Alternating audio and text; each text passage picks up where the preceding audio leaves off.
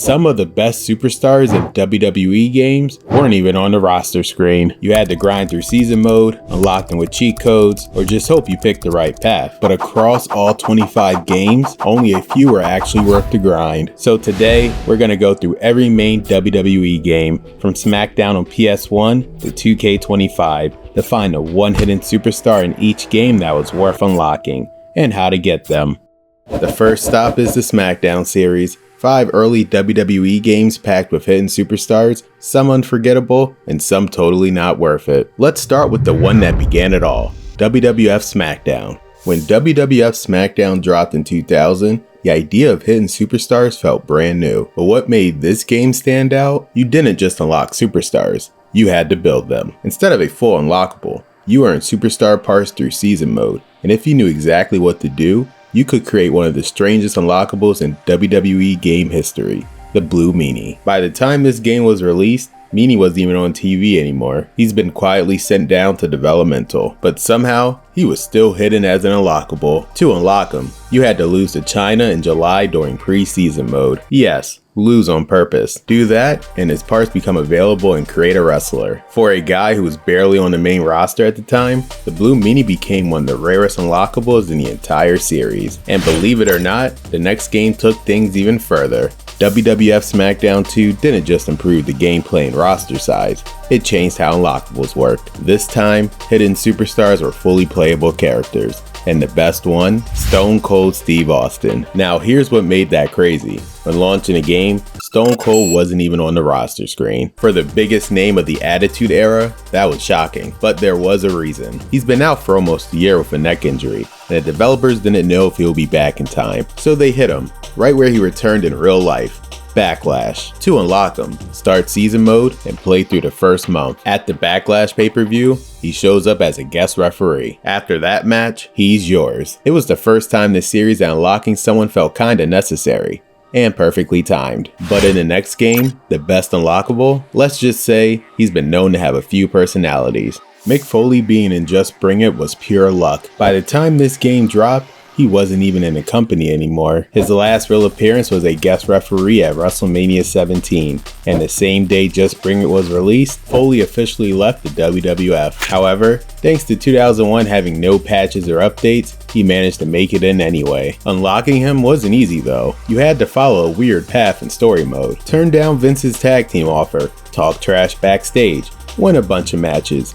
Then, at WrestleMania, you actually had to lose a last man standing match. That triggers Foley to show up and restart the fight in a Hell in a Cell. Win that match, and he's yours. It was Foley's last appearance in a mainline WWE game for 3 years, until 2004. The next game, it brought back a face that we thought would never be seen in a WWE game again. Seeing Hulk Hogan in Shut Your Mouth felt unreal. For years, WWE games came out without him because Hogan was in WCW with the NWO. Most fans thought they'll never see him in a WWE game again, and then 2002 happened. After returning at No Way Out, Hogan was suddenly back in WWE. And back in the games. You could play as him right away in regular mode, but in season mode, he was still locked. To get him, you had to play season mode all the way to WrestleMania 18. Win your match, and choose Hogan from the post-match reward menu. It marked the return of a legend, and the start of WWE games finally bringing their icons back. But the next game, it brought back a version of a superstar that fans haven't seen in years.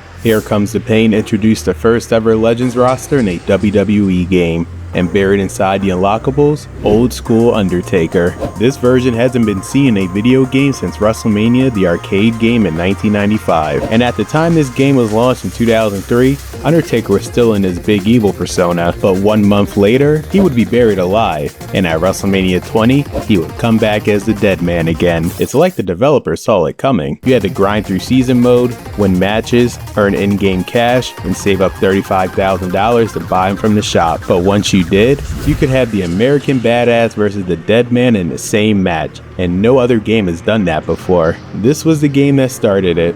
Alternate errors, legends on the roster, and dream matches.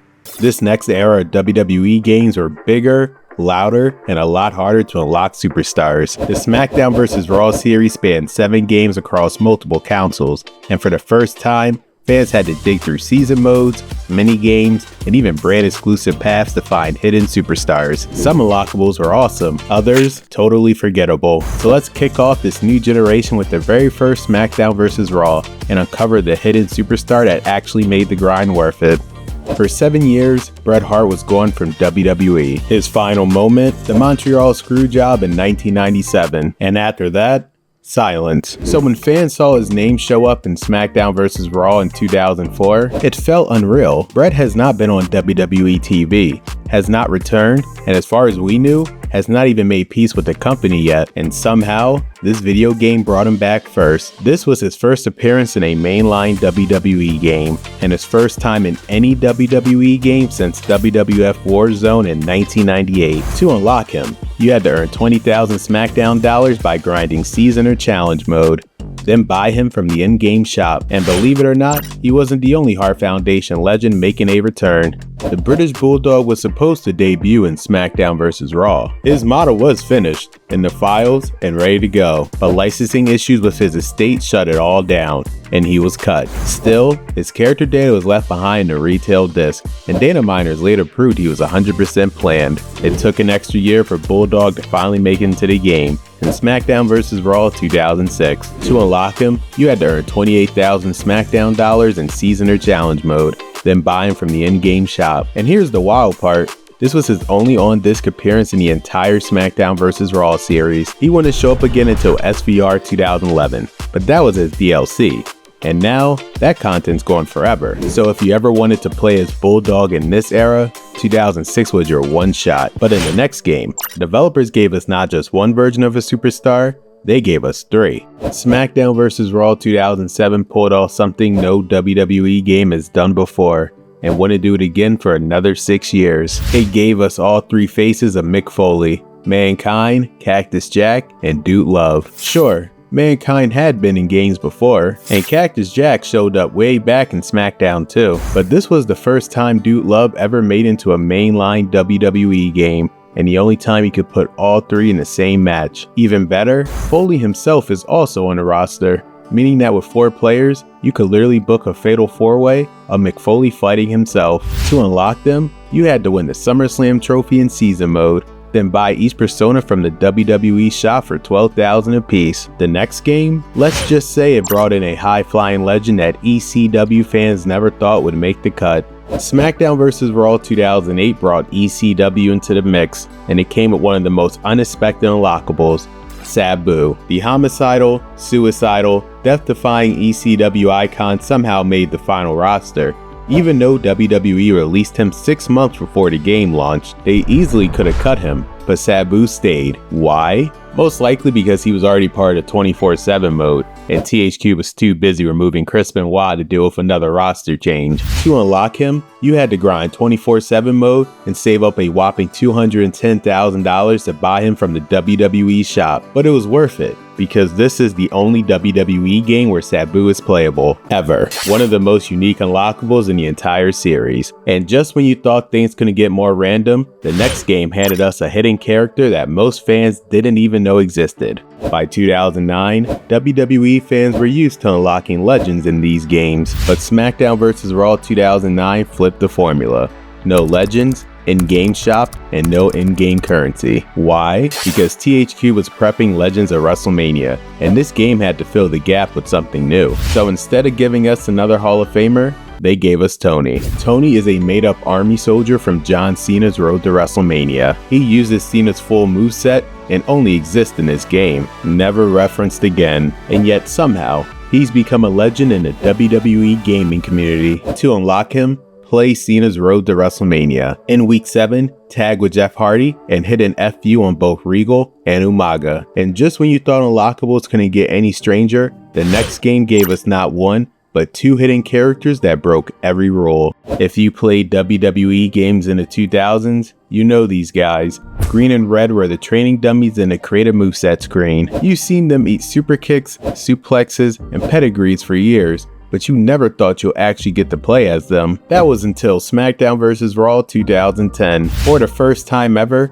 Green and red weren't just animation props, they were full-on lockable characters. To get them, play Randy Orton's road to WrestleMania. In week 3, reject Cody Rhodes' help, then reverse 3 of Batista's attacks. Do that, and both green and red become playable, and they've been around since Just Bring It, longer than some actual superstars, and this was the only time you could use them in a real match. 2 unlockables that finally got their moment in the spotlight. And in the next game, the best hidden superstar wasn't some dummy. He was a full-blown return that fans had been waiting years for. By the time SmackDown vs. Raw 2011 dropped, fans thought they've seen every surprise possible, and then they unlocked Rob Van Dam. The wild part, RVD was in TNA when this game came out. He was a former TNA World Champion, with 0 ties to WWE at the time, but somehow, he still made it in. Most likely, it was an old licensing deal that slipped through the cracks, but whatever the reason, it made SVR 2011 feel special. To unlock RVD, play Rey Mysterio's Road to WrestleMania. At the final story split, choose the good path and finish the story. That unlocks Rob Van Dam, one of the most unexpected returns in WWE game history, and the perfect send-off to the SVR era.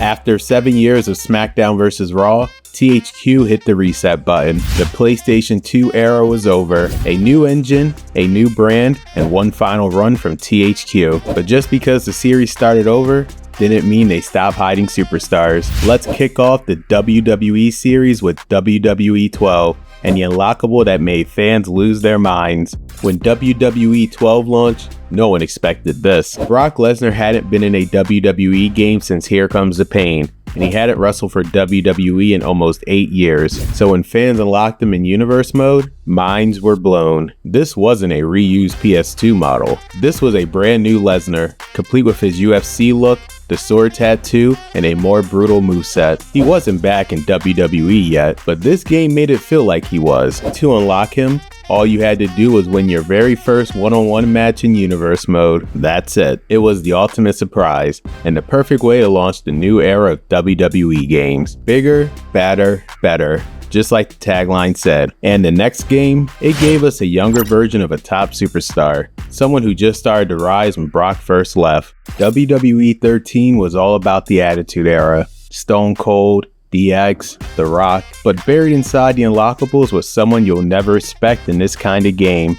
John Cena from 2004. Not hustle, loyalty, respect. This was the Dr. Thuganomics. Chain around his neck, word life entrance, and ruthless aggression. It was the first time this version of Cena has been playable since the original SmackDown vs. Raw. And for fans who grew up watching him battle Brock, Angle, and Big Show, this was pure nostalgia. To unlock him, play the April 29th, 1999 match in Attitude Era mode and complete all historical objectives. Do that, and Cena 04 becomes yours. He wasn't part of the main story mode. He didn't fit the Attitude Era, and that's what made him special. A superstar from the next generation, and THQ's final WWE game.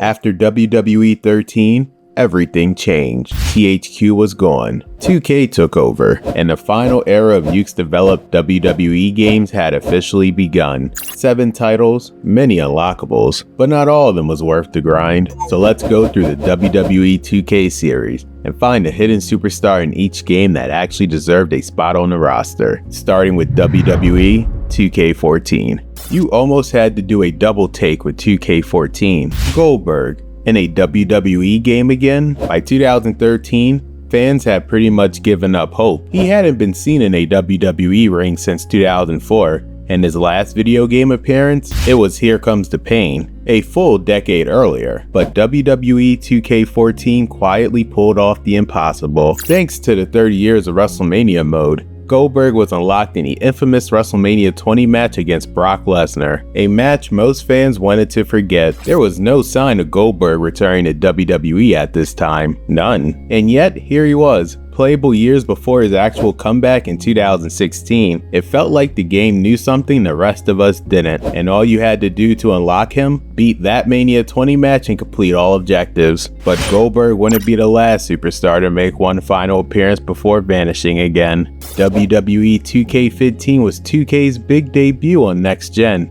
but its most powerful moment came from someone who wasn't even in the company anymore. CM Punk had already walked out of WWE when the game launched in 2014, so unlocking the 2011 version of Punk felt kinda shocking. This was the CM Punk who dropped that pipe bomb, the one who beat Cena and left with the title at Money in the Bank, and to unlock him, you had to relive that exact moment in the hustle, loyalty, disrespect showcase, and complete all objectives. At the time, no one thought Punk would ever come back, and for the next 10 years, he didn't appear in a single WWE game. Your last shot to play as him back then. But while 2K15 gave us a superstar who left without warning, the next game brought back a Legends Pass that many fans had never even seen. WWE 2K16 had the biggest roster the series had ever seen, but its greatest unlockables weren't just legends, they were beginnings of a superstar's legendary career. This game was all about Stone Cold, his rise, his rivalries, his retirement. But what made the showcase mode special was how far back it went. Before the beer, before the what chance. We're talking stunning Steve Austin in WCW and superstar Steve Austin during his short but iconic run in ECW. Two versions of Austin that most fans never got to see on TV, let alone play in a video game. To unlock them, you had to complete the 1994 Bash at the Beach match for Stunning Steve and finish all special objectives in a Mikey Whipwreck vs. Austin match to get his ECW version. Superstar Steve never appeared again. This was his one appearance in a WWE video game, and while 2K16 gave us Stone Cold's forgotten past, the next game brought back a voice fans haven't heard in years. WWE 2K17 brought back the store system. No more locking characters through matches. You had to buy them with virtual currency. But hidden inside that massive roster was one superstar fans haven't seen in years. Road Dogg Jesse James. He made a comeback in WWE 13 and then vanished from the games completely. Even though he was under contract, even though he was on TV in 2014, he somehow didn't make the cut for 2K14, 15, or 16. So when he popped up in 2K17, it was easy to overlook, but it meant everything, because now you could finally reform the New Age Outlaws with Billy Gunn, and this was the last time you could do it on disc. To unlock Road Dogg, all you needed was 15,000 VC. 2K17 gave us a forgotten piece of history, but the next game brought back a legend whose return was long overdue. WWE 2K18 had the biggest roster in wrestling game history, but its best unlockable wasn't new. It was Eddie Guerrero. Now here's the wild part. This was Eddie's first on-disc appearance since 2K14, 4 years without one of WWE's most beloved legends. And while he was technically in 2K17, it was as DLC. And that DLC is now gone. The game's been delisted for years, so if you didn't already buy him back then, well, that means Eddie doesn't exist in 2K17 anymore. That's why 2K18 felt like a real comeback. You could unlock him for 5,000 VC, and considering the game starts you off with 30,000, there is no excuse not to bring Latino Heat back to your roster. Ever since then, he's been in every game. But while 2K18 brought back a legend who never should have left, the next game gave us an unlockable that most fans didn't even know existed. WWE 2K19 was the end of an era, the final WWE game made by Ukes, the team behind every mainline game since the original SmackDown on PS1. And to mark the moment, they brought back something fans haven't seen since SmackDown vs. Raw 2009, unlockable original characters. Enter Baron Blade. If you never touched my career, you might have missed them, but for longtime players, Baron had become a familiar face, showing up across 5 straight games. He started as a nobody in 2K15, popped up backstage in 2K18, and in 2K19, he was running his own indie promotion with WWE connections. Unlocking him in my career wasn't just about adding another wrestler. It felt like the 2K games were finally building a shared universe. Watching Baron go from jobber to promoter, then becoming playable in Uke's final game, that was special. But while 2K19 gave us an original character with a long-term payoff, the next game brought back a legend who's been missing for over a decade. WWE 2K20 was the first game without Ukes, and let's be honest, the results were rough. But once the bugs settled, there was something special buried in the roster: Molly Holly. Her last appearance in a WWE game was the original SmackDown vs. Raw, back in 2004. That's not just a long break. That's 15 years. She missed the rest of the SmackDown vs. Raw era, the WWE 12 rebrand, and nearly the entire 2K run. GM mode, Road to WrestleMania, Universe, Showcase, she wasn't in any of it. And then out of nowhere, she's back. For just 3,000 VC, and with the game starting you off at 30,000, you could finally play as the underrated women's champion who once wrestled in a cape and held her own in the ruthless aggression era. Say what you want about 2K20, but bring back a legend after a decade and a half, that's something even this game got right. Just when you thought the WWE 2K series was done for, they came back swinging. Welcome to the Neo WWE 2K era, a term I coined to separate this new generation from everything that came before. No more ukes, no more old engines. Visual concepts took full control, and with it came a total reset. New gameplay, new graphics, even new names. My Career became My Rise, and Showcase got a reboot too. But what didn't change? Unlockables. And starting with WWE 2K22, some of the most surprising and long-awaited hidden superstars made their return. So let's jump into the first game of the Neo era and reveal who is worth unlocking. WWE 2K22 was the official reboot of the series. New engine, new feel, and a second chance after the disaster that was 2K20. But while the gameplay got most of the attention, the unlockables told a story of their own. Dominic Mysterio, Rey's real-life son, made his video game debut in 2K22. But if you thought he would be on the base roster like every other current superstar, that was not the case. To unlock Dominic, you had to play through Showcase mode and complete the final match. Rey and Dominic versus Seth Rollins and Buddy Murphy. This was the first time in years that a current roster member was unplayable from the start. Not since 2K15 had the games done that. Back then,